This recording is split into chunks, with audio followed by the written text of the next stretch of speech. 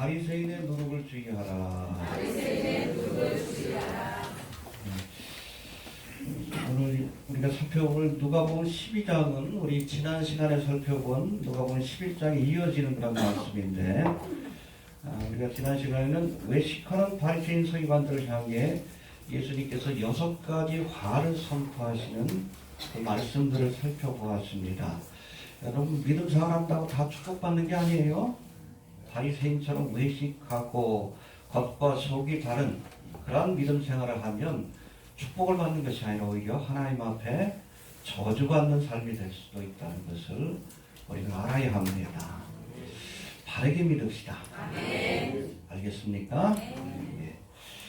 6가지 화를 선포하시는 말씀을 살펴보았는데, 이제 예수님께서 오늘 본문을 통해서 사람들을 의식하는 외식하는 믿음과 비교되는 참된 믿음이 무엇인가에 대해서 우리에게 설명해 주고 계십니다. 다시 한번 이 바리새인의 외식하는 믿음을 누룩으로 비유하셔서 외식하는 믿음을 주의하라 경고하시면서 우리가 하나님에 대해서 또 예수님에 대해서 또 성령 하나님에 대해서 어떤 믿음을 갖는 것이 바른 믿음인지에 대해서 설명해 주고 계십니다. 우리 지난 시간에 살펴본 말씀과 또 오늘 주어진 말씀을 통해서 거짓된 믿음과 하나님이 기뻐하시는 바른 믿음, 참된 믿음이 무엇인가를 우리가 좀 정리하는 시간이 좀 되시길 바랍니다. 바르게 믿읍시다. 잘 믿읍시다. 예. 1절 한번 봅시다. 시작. 그동안에 선생님이 모여 서로 갈등만 분투하더니 예수께서 먼저 제자들에게 말씀하여 가라사대 바리새인들의 누룩 곧 외식을 주의하라. 해봅시다. 바리새인의 누룩 곧 외식을 주의하라. 예, 외식은 가면을 쓰고 신앙생활을 하는 거예요. 이거는 메스커레이드라고 되어 있습니다. 가면을 쓰다. 여러분, 가면을 쓰고 외식하는 신앙생활을 하면 주님 앞에 책망을 받을 수밖에 없다는 겁니다. 근데 오늘 보면서 특별히 이 외식하는 신앙을 누룩이라고 표현합니다. 해봅시다. 누룩이다. 예. 아무튼 이 외식하는 신앙을 누룩으로 표현하는 데는 2가지 의미가 있는데, 먼저 이 누룩은 순수한 밀가루 반죽을 변질되게 하는 특징이 있습니다. 해봅시다. 변질시킨다. 우리의 믿음이 순수해야 돼요. 섞인 것이 있으면 안 됩니다. 순수해야 되는데 이 누룩은 순수한 반죽을 변질시켜요. 그렇잖아요. 밀가루 반죽에다가 누룩 넣고 한나절만 우리가 따뜻한 데 두면 다 부풀어 오르잖아. 전체가 다 변질된 거예요. 여러분, 우리가 순수한 믿음을 지켜내야 합니다. 바리새인처럼 하나님이 아닌 사람을 의식하는 외식하는 믿음이 곧 순수함을 잃어버린 변질된 믿음이라는 뜻에서 누룩이라고 표현한 겁니다. 해봅시다. 변질된 믿음이다. 예. 믿음 생활은 하나님만 바라보고 순수한 마음으로 해야 되는데, 하나님을 보는 것이 아니라 사람을 의식하면서 신앙생활을 해요. 그건 여러분 믿음 생활이 아니에요. 종교 생활입니다. 종교인과 신앙인은 다른 거예요. 이해가 됩니까? 여러분, 코람데오의 믿음을 잃어버리면 안 돼. 우리의 믿음을 평가하실 분도 하나님 한 분밖에 없어요. 뒤에도 나오지만 어떤 경우에도 사람에게 보이려고 믿음 생활을 하면 안 됩니다. 그게 바로 누룩과 같이 변질된 믿음이에요. 저희 교회는 우리 헌금도 저 뒤에 갖다 놨어요. 하나님께 드리는 거기 때문에 그래요. 왜 사람을 의식해? 예전에 저도 좀 큰 교회를 좀 다녔었는데, 거기도 보면 추수감사절 할 때 일부러 사람들 봉투 만들어가지고 앞에서 헌금하라 그래요. 그 체면 때문에 하는 사람들이 있어요. 그러면 안 돼요. 하나님 앞에 드리는 거지. 100원을 드리든 100만 원을 드리든 무슨 차이가 있어? 내 마음의 중심이 중요한 거죠. 남에게 보이려고 믿음 생활하지 마셔요. 저한테 잘 보일 필요도 없어요. 전 신경도 안 씁니다. 죄송하지만 하나님께만 잘 보이셔요. 외식하지 않길 바랍니다. 네. 외식하는 믿음은 누룩과 같이 변질된 믿음, 썩은 믿음이에요. 해봅시다. 변질된 믿음이다. 여러분, 여러분 구약에서도 보면 하나님께 우리가 바치는 제물 가운데 양과 소와 같은 짐승을 바치는 것도 있지만 소제라고 해서 밀가루를 바치고 아니면 떡을 부어서 바치는 그런 제사가 있어요. 근데 그런 제사를 드릴 때는 거기다 소금 같은 건 치라고 말씀합니다. 정결을 상징하기 때문에. 그러나 누룩을 넣어서는 안 돼요. 그래서 그 대표적인 것이 바로 진설병인데 일주일에 한 번씩 우리가 성막 진설병을 이렇게 6개씩 6개씩 그렇게 하나님 앞에 바치게 되는데 그 진설병을 만들 때에 누룩을 넣지 말라고 신신당부를 합니다. 무교병을 드리라고 말씀합니다. 해봅시다. 누룩을 넣지 마라. 누룩을 넣지 마라. 예. 우리의 믿음이 변질되면 안 돼요. 변질된 믿음, 외식하는 믿음은 하나님이 받으시지 않는다는 거예요. 열심히 믿음 생활을 해도 누룩을 넣은 떡을 가지고 주님 앞에 드리면 받지 않으십니다. 오히려 가증히 여기셔요. 누룩 없는 떡, 변질되지 않은 순수한 믿음. 사람을 바라보는 믿음이 아니라 하나님만 바라보는 순수한 믿음. 이런 믿음만이 주님을 기쁘시게 할 수 있다는 것. 또 하나님이 그런 믿음만을 기쁘게 연락하신다는 것을 우리가 알아야 합니다. 알겠습니까? 예.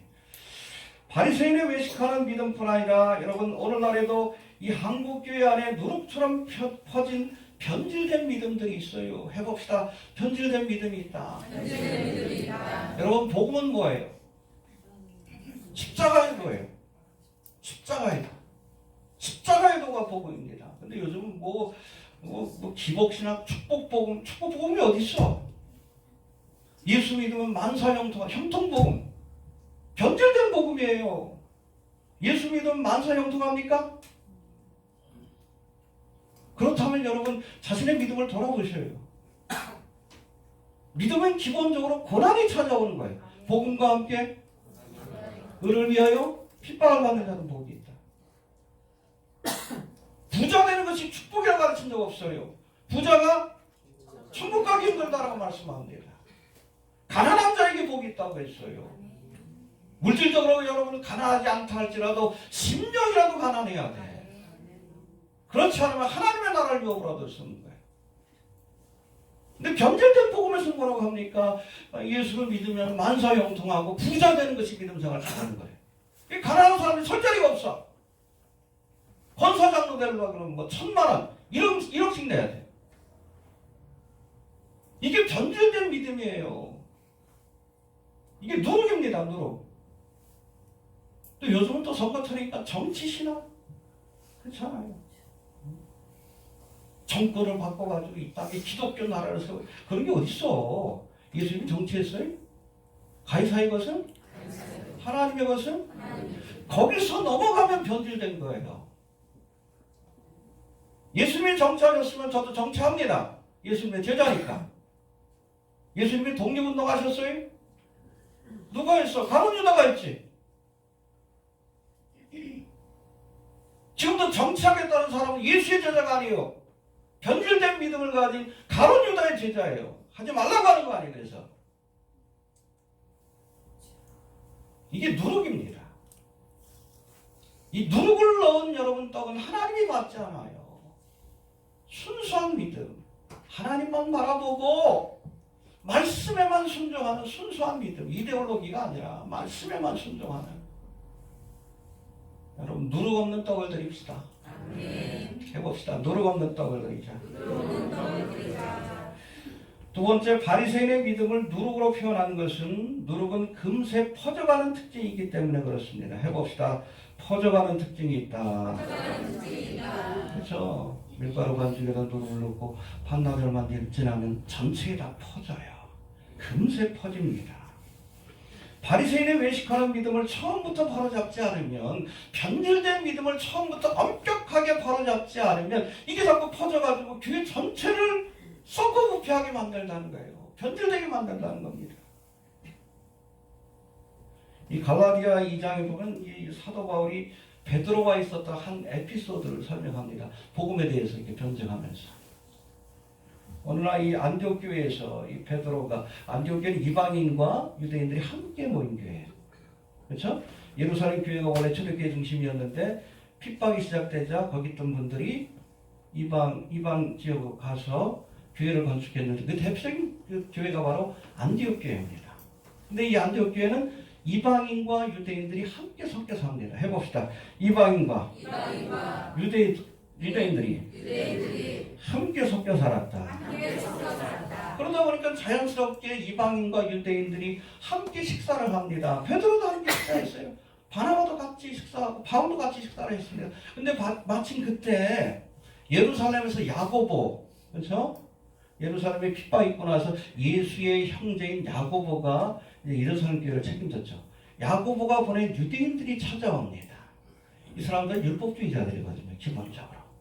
그러니까 혹시 그들에게 비판을 받을까봐 이 베드로가 그 자리를 피해요. 열심히 밥 먹고 있다, 이방이라고. 근데 그 모습을 보고 또 옆에 있던 바나바도 피해. 다른 유대인들도 피해. 사도 바울이 그걸 보다가 역정이 난 거예요. 공개적으로 베드로를 책망해요. 공개적으로. 뭐라고 합니까? 내가 유대인으로서 이방인을 따르고 유대인답게 살지 아니하면서. 그렇잖아요. 어찌하여 억지로 이방인을 유대인답게 살게 하려느냐. 율법에서 자유함을 얻었잖아요. 그렇잖아요. 거짓된 것과 속된 것과 더러운 것과 그 모든 경계를 하나님께서 무너뜨려 주셨잖아요. 고넬료에게 복음을 전할 때도 욥바에서 그 환상을 봤잖아요. 더러운 음식, 부정한 것들 잡아먹으라. 이방인들을 받아주신다는 그런 계시를 받았음에도 위선적인 믿음의 모습을 보이니까 공개적으로 책망한 거예요. 이런 위선적인 믿음, 변질된 믿음이 다른 사람에게 퍼져갈까봐 아예 어찌 보면 여러분 사역자로서는 이 사도 바울이 이제 막 사역을 시작했는데 베드로는 사도들 가운데 수제자인데 근데 그 옆에다 대고선 그냥 공개적인 책망을 했어요. 복음이 더 중요하기 때문에 그럴 거예요. 한국 교회 안에도 변질된 믿음들이 있잖아요. 한국신학, 정치신학. 저는 누군가가 나서서 공개적으로 비판해야 된다고 봅니다. 공개적으로 책망해서 정광훈이 김성환 목사 공개적으로 책망하고 처벌해서 딴 사람들에게 이것이 퍼져나가지 않도록 막아야 돼요. 바울과 같은 마음을 가진 그런 사역자들이 있어야 된다는 왜 그냥 놔둬요? 한국교회를 정치판으로 만들고 있는데 공개적으로 책망해야지. 김성환 목사도 교단법 어기고 자식한테 교회 물려주는데 공개적으로 치리해야지. 했다가 또 바꾸고 뭐하는 짓이요? 예수님보다 김상환이 더 중요해?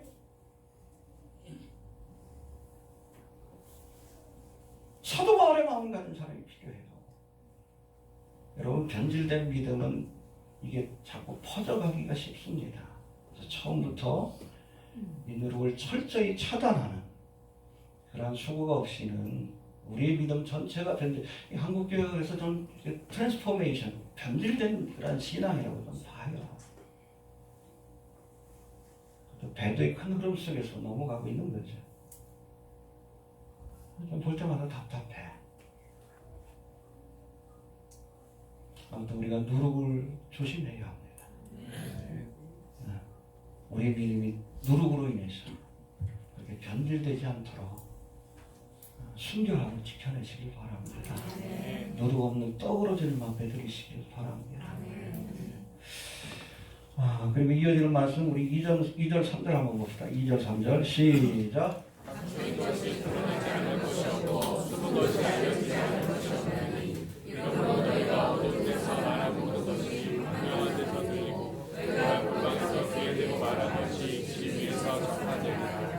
예, 우리가 일시 동안 감출 수 있고 외식할 수 있어요. 가면을 쓸 수 있습니다. 그러나 언젠가는 드러날 때가 온다는 거예요. 특별히 하나님 앞에서. 처음부터 가면 쓰고 외식하지 말고 여러분 진실한 모습으로 그냥 있는 그대로 그렇게 믿음 생활 하세요. 알겠습니까? 예. 외식하는 신앙으로 잠시 동안 사람들을 속일 수는 있겠지만 언젠가는 이것이 드러날 때가 옵니다. 뭐 그런 말도 있잖아요. 한 사람을 평생 동안 속일 수는 있고 모든 사람을 손 들어보세요. 잠깐 동안 속일 수는 있지만 모든 사람을 영원토록 속일 수는 없다. 공감이 가셔요? 네, 그런 말이 있어요. 해봅시다. 한 사람을 평생 동안 속일 수는 있고 모든 사람들을 잠시 동안 속일 수는 있어도 모든 사람들을 영원히 속일 수는 없다. 네, 언젠간 드러난다는 거예요. 사람들 사이에서도 영원한 비밀은 없다는 말입니다. 하지만 혹여 우리가 모든 사람을 영원히 속일 수 있다 할지라도 불꽃과 같은 눈으로 모든 것을 살펴보시는 하나님을 속일 수는 없는 거예요. 그러니까 처음부터 우리가 진실한 모습으로 다 드러납니다. 해봅시다. 다 드러난다. 다 드러난다. 요즘은 인터넷 시대라서 예전 같으면 드러나지 않았을 그런 개인적인 비리들이 아주 공개적으로 드러나가지고 망신을 당하는 경우들이 있어요. 그렇죠? 대표적으로 뭐 가수 정준영이 그렇잖아요. 지네들끼리 모여가지고 했던 그런 것들이 다 드러나가지고 지금 감옥에 가 있는데 최근에는 또 누구죠? 충경 가수 하나가 또 김건모인가요? 난리도 아니에요. 그래서 파혼당한 것 같아요. 보니까 왜 이렇게 낯설어 하셔요? 안만한 사람 다 하는 얘기인데 룸사롱에서 그냥 아주 기사 보지 마셔요. 지저분한 짓 하는데 드러나가지고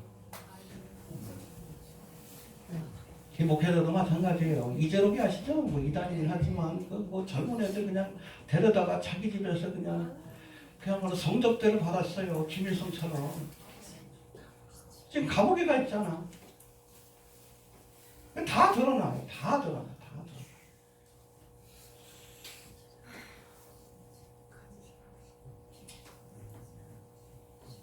오늘 보면서 뭐라고 합니까? 어두운 데서 말하는 모든 것을 광명한 데서 들리게 될 것이고 골방에서 귀에 대고 말하는 것이 집 위에서 전파되는 정말 그런 시대를 살고 있잖아요. 철저하게 자기를 관리하지 않으면 연예인들도 마찬가지예요. 유재석이 대단하다는 얘기를 하는 거예요. 스캔들이 하나도 없잖아.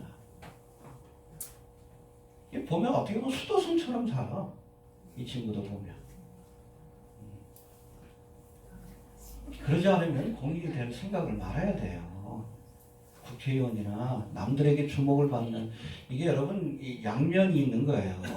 그걸로 인해서 인기와 명예를 얻을 수도 있지만 한순간에 공공의 적이 될 수도 있어요. 그러니까 자기를 철저하게 관리할 자신이 없으면 그 자리에 서지 말아야 돼. 목사도 마찬가지요. 그걸 자신 없으면 목사 되지 말아야지. 또 주님 앞에 가면 다 드러납니다.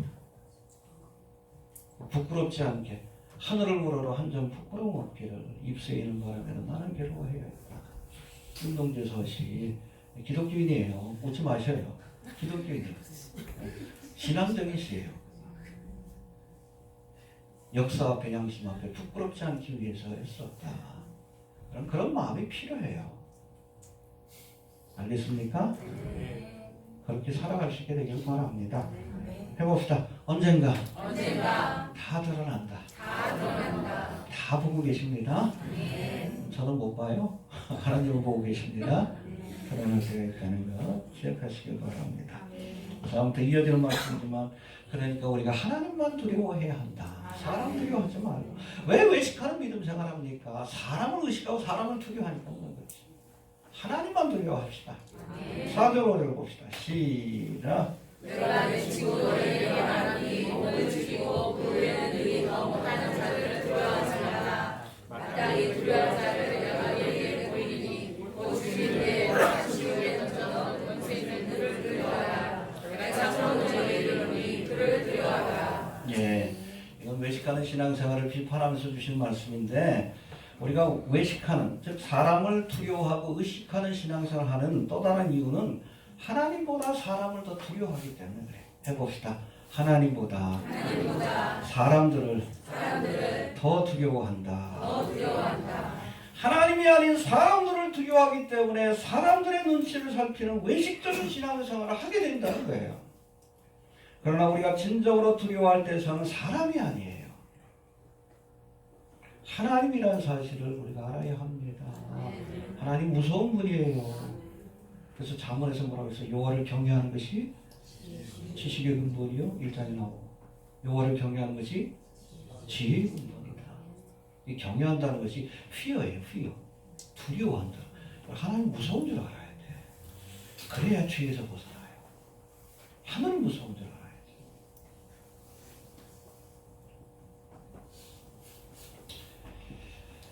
여러분, 사람들은 혹여 우리의 육신의 생명을 가져갈 수 있을지는 모르지만 그 이상은 못해. 하나님은 어떤 분입니까? 우리 육신의 생명을 데려갈 뿐 아니라 우리 영혼을 지옥불에 던지는 권세를 가진 분이 얼마나 무섭습니까? 죽으면 끝나는 게 아니고 하나님은 우리 영혼을 지옥불에 던지는 권세를 가진 분입니다. 마땅히 두려워해야 돼요. 호호 할아버지가 아니에요. 하나님은 사랑의 하나님일 뿐 아니라 공의 하나님이십니다. 하나님을 두려워하십시오. 두려워하시기 바랍니다. 이 블로그에 보면 가끔 이 문재인 정부 때문에 이 나라가 곧 공산화될 텐데 그렇게 되면 뭐 그리스도인들이 다 축청된대요. 근데 왜 목사님 왜 그런 걸 안 쓰냐고, 왜 문재인 빨갱이라는 걸 왜 안 쓰냐고 그 묻는 분이 계셔요. 이 정광훈 또 이정훈과 같은 정치꾼들이 한국교 안에 퍼뜨린 험한 말인데, 이런 이야기들만 듣다 보니까 문재인은 빨갱이고, 빨갱이 정권 무너뜨리지 않으면 기독교인들이 다 죽는다, 이런 두려운 마음으로 살아가셔요. 그래서 제가 그분한테 진지하게 정말 물어봤어요. 이 공산화되면 죽을까봐 두렵습니까? 그랬더니 두렵대. 죽는 게 무섭대. 그래서 매일같이 청와대 앞에 가가지고 데모한대. 이 정도면 중병이에요. 환자입니다. 우리가 정치를 떠나서 괜찮아요. 정치적인 상황, 여당이냐 야당이냐 우파냐 좌파, 그거 떠나서 그리스도인이 죽음을 두려워한다면 그건 믿음의 근본적인 문제가 있는 거예요. 정말 여러분 은혜 받았으면 죽고 싶어져야 돼요. 죽고 싶습니까? 함께 죽으러 갈까요? 또 미담 나왔더라고요. 여러분, 죽음이 두려운 대상이 아니에요. 여러분, 죽어야 천국 가는데. 네, 저도 대학교 때, 고등학교 때부터 교회 다녔지만 대학교 때 은혜 받고 나서 제일 먼저 들었던 생각이 죽고 싶다 해. 하나님께서 하나님 나라의 영광을, 기쁨을 마음 가운데 주시는데 세상에 대한 미련 욕심이 다 끊겨. 생애에 대한 욕망조차도 끊겨요. 빨리 그냥 이 자리에서 그냥 여기 가서 천국 가서 주님과 영원히 함께 하고 싶다. 지금도 마찬가지예요. 정상적인 믿음입니다. 우리가 마라나타 하죠? 아멘 주 예수 오시옵소서. 이게 뭐예요? 죽고 싶어요 그런 뜻이에요. 빨리 가고 싶어요. 내가 하든지 주님이 빨리 오세요. 그게 마라나타예요. 초대교회 성도들은 항상 마라나타로 인사했어요. 그러니까 순기의 순간에도 그렇게 두려워하지 않았습니다. 주님 만나러 간다. 정상적인 믿음이요. 근데 여러분, 죽음에 대한 두려움과 공포는 누가 줍니까? 마귀가 주는 거예요. 그런 두려움을 이용해서 교인들을 정치적으로 동원한다. 여러분, 이런 사람들은 하나님의 적이 아니라 마귀의 적입니다. 하나님은 두려운 마음을 주지 않습니다. 죽음의 순간에도 담대할 수 있도록 기쁨을 줘요. 여러분, 스데반 집사가 순교할 때 막 두려워가지고 무서워요 그러다 죽었어요. 얼굴이 환해졌어. 너무 좋아. 천국을 보니까. 거기 충격받은 거지, 사도 바울이.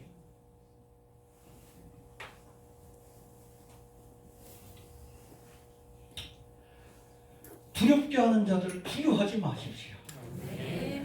우리가 두려워할 분은 하나님 한 분밖에 없습니다. 사람들을 두렵게 해서 자신의 욕망을 채우는 도구로 쓰는 이런 마귀의 종들을 물리쳐야 합니다. 저는 마귀의 종이라고 봐요. 아니, 그 무슨, 그 양반이 굉장히 순수한 사람이더라고, 보니까. 그래서, 야, 이렇게 순수하고 순진한 사람들을 이렇게 데리고선 장난을 치는구나, 이놈 자식들이. 화가 나더라고.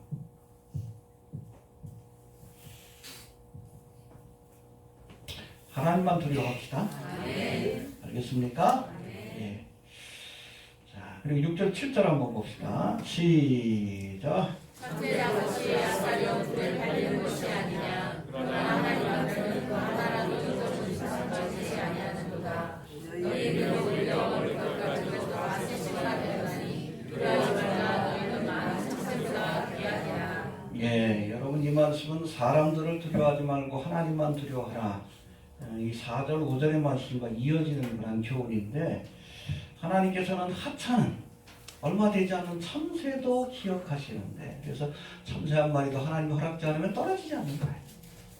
참새의 생사와 복도 누가 주관하십니까? 예. 그리고 우리의 머리털까지 세고 계셔요. 머리털이 얼마나 되십니까?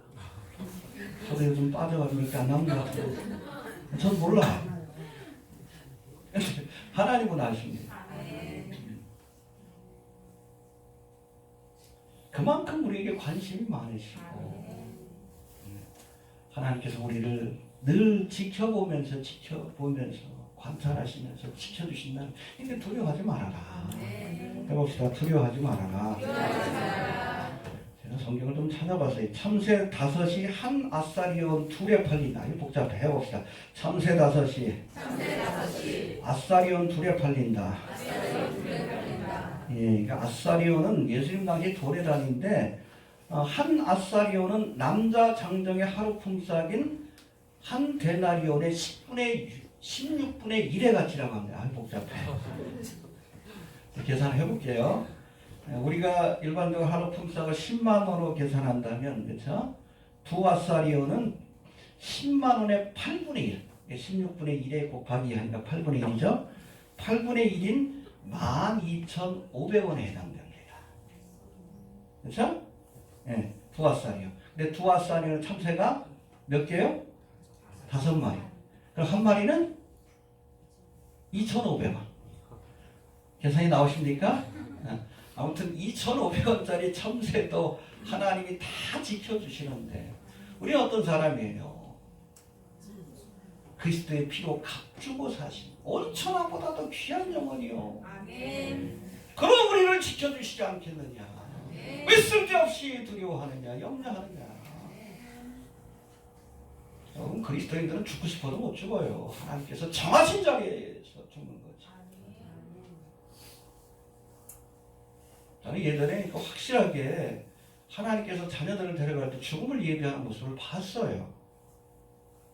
그냥 우연히 데려가지 않습니다. 그래서 저도 주님께서 다시 오실 때도 우리는 모르지만 하나님께서 믿음의 준비를 시킬 거라고 그렇게 보면 돼요. 데려가실 분들. 남겨질 사람은 안 그렇겠지만 결국 확실한 체험이기 때문에 죽음에 대해서는 두려워하지 않습니다. 언제든지 사명 끝나면 가면 되는 거지. 가면 되는 거예요. 미련 없어요. 저도 생애에 대한 미련이 없습니다. 하나님께서 다 세우고 계십니다. 지켜주실 줄로 그렇게 믿습니다.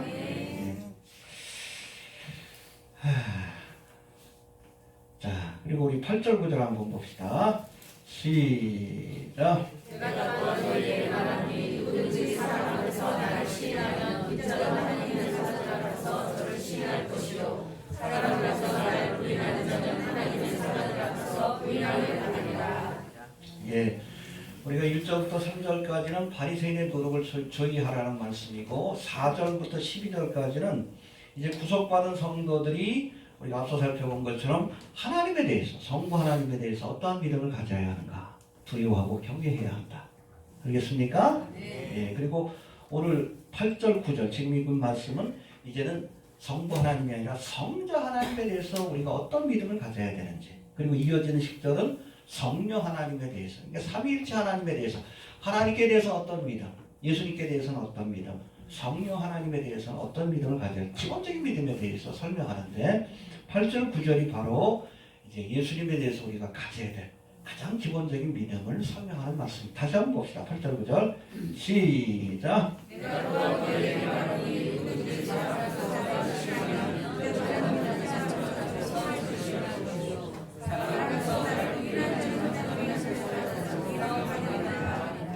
예, 예수님께 대한 기본적인 믿음. 어디서든지 예수가 그리스도임을 시인해야 합니다. 마음으로 믿어? 입으로 시인하여? 여러분, 기독교는 고백의 종교예요. 무조건 믿는다라고 여러분 구원받지 않습니다. 고백해야 돼. 그 예배 순서의 맨 첫 순서가 사도신경을 고백하는 거예요. 예수가 그리스도임을 고백해야 합니다. 그래야 여러분 마지막 심판 때에서도 주님께서 우리를 안다라고 고백해 주시는 거예요. 지인해 주시는 겁니다. 알겠습니까? 여러분, 예수를 믿는다 하면서 사람들 앞에 당당하게 자신의 믿음을 고백하지 못하는 것은 두 가지 이유가 있습니다. 첫 번째는 부끄러워하기 때문에 그래요. 예수를 부끄러워하지 맙시다. 우리가 예수님을 부끄러워하면 예수님도 마지막 심판 때에서 우리를 부끄러워한다고 그랬어요. 자랑스럽게 여기시길 바랍니다. 알겠습니까? 우리가 드러낼 건 예수밖에 없잖아. 예수님을 사랑하세요. 그렇게 당당하게 I'm a Christian. 나는 기독교인입니다. 여러분 부끄러워하지 마시고 당당하게 예수를 사랑할 수 있게 되길 바랍니다. 남들은 예수를 뭐라고 해도 예수는 나를 위해서 십자가에서 계속의 십자가를 지시고 내게 생명을 주신 분인데 우리가 부끄러워하지 말고 사랑해야 합니다. 또 두 번째는 신앙을 고백함으로 시인함으로 찾아올 불이익을 두려워하기 때문에 우리가 때때로 예수님을 시인하는 것을 머뭇거릴 때가 있다는 겁니다. 핍박에 대한 두려움 때문인데 사실 이 베드로가 예수님이 가야바의 법정에서 재판을 받으실 때 예수님을 모른다고 몇 번? 그렇죠. 이것도 두려움 때문에 그래요. 자기도 끌려가가지고 예수님처럼 죽을까봐. 답이 오니까 통곡을 하잖아. 통곡을 하잖아. 연약함 때문에 그렇죠. 이런 베드로를 예수님이 다시 찾아오셨죠? 갈릴리 바다에서. 그러니까 여러분 예수님의 부활 사건을 보고도 다시 사도의 길을 갈 용기가 없었어요. 그 사람 예수님을 세 번이나 부인했는데. 낙심해가지고 옛날에 하던 그런 고기 잡는 일로 돌아갔어요. 물고기를 잡는데 저 바닷가에서 누가 계십니까? 예수님이 오른편에 그물을 내려 고기를 잡으라. 예수님인 걸 알았어. 베드로와 제자들이 이렇게 나오자 물고기를 가지고 나가자 예수님께서 떡과 물고기를 구워서 이렇게 주시면서 베드로에게 묻습니다. 내가 날 사랑하느냐? 해봅시다.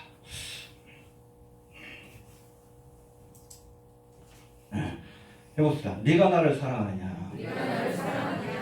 근데 요한복음 21장 14절에 보면 그게 네가 이 사람들보다 나를 더 사랑하느냐라고 돼 있는데 원래 원문을 보면 네가 이것들보다도 나를 더 사랑하느냐라고 물었어요.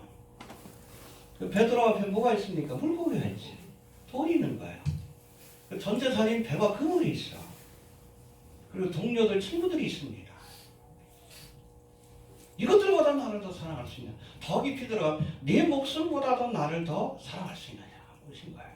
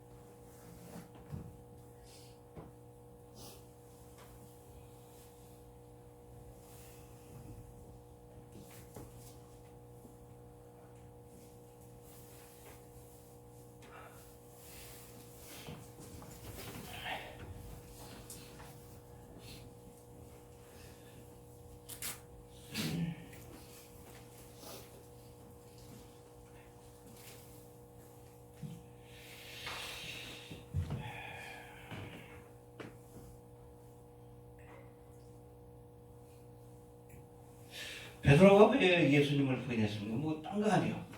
예수님을 사랑하긴 했지만 자기 목숨보다 사랑하지 못했어요.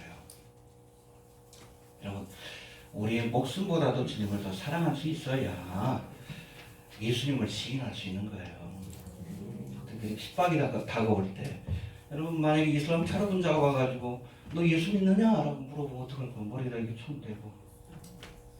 그 고백은 생명을 내놓는 고백이에요. 우리가 목숨을 드릴 각오가 없으면 예수를 시인할 수 없어요. 쉬운 일이 아닙니다.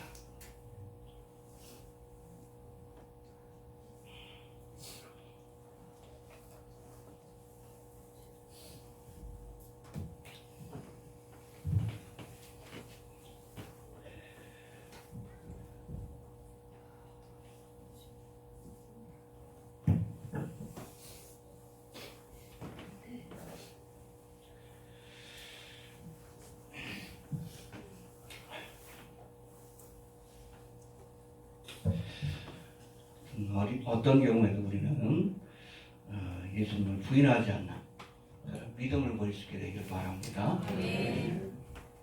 예, 이제 4절과 5절, 더 넓게는 4절부터 7절까지의 말씀이 성부 하나님에 대해서 가져야 될 믿음, 하나님을 경외해야 합니다. 그리고 8절부터 9절까지 이 말씀이 인자, 즉 성자 하나님에 대해서 가져야 될 믿음, 우리가 어떤 경우에든 예수님을 부끄러워하지 말고 시인할 수 있어야 합니다. 나의 구세주라는 것을 시인해야 합니다. 그리고 마지막으로 10절은 이제는 성령 하나님에 대해서 우리가 가져야 될 믿음에 대해서 설명하는데, 우리 10절 한번 봅시다. 시작. 누구든지 하나님의 자를 거역하며 사하심을 받으려니와 성령을 모독하는 자는 사하심을 받지 못하리라. 예, 특별히 성령을 모독하지 말라라고 해봅시다. 성령을 모독하지 마라. 성령을 모독하지 마라. 이 말씀은 특별히 우리가 지난번에 살펴본 11장에서 이 바리새인들이 성령의 능력으로 귀신을 쫓아내신 예수님의 모습을 보고 뭐라고 비판합니까? 저가 귀신의 왕 바알세불, 그렇죠? 파리의 왕이라는 뜻인데 바알세불의 힘을 입어서 귀신을 쫓아낸다. 이런 비난을 했는데 이 비난을 염두에 두신 말씀이라고 보면 됩니다. 누가복음에서는 이 말씀이 특별히 무리들 가운데 어떤 이들이 예수님을 비난했다라고 말씀합니다. 해봅시다. 무리들 가운데 어떤 이들이 예수님을 비난했다. 그래서 성령 충만받고 성령의 능력으로 귀신을 내쫓는데 이게 귀신의 힘으로 내쫓는 것으로 이렇게 비난을 했어요. 어떤 무리가 그랬다고 했는데 마태복음 12장에서는 그렇게 비난한 무리가 정확하게 바리새인들이라고 설명하고 있습니다. 이게 바리새인들이 비난한 거예요. 이해되십니까? 예. 그리고 마태복음 12장에서 이어지는 말씀을 통해 이렇게 비난을 하는 것, 그렇죠?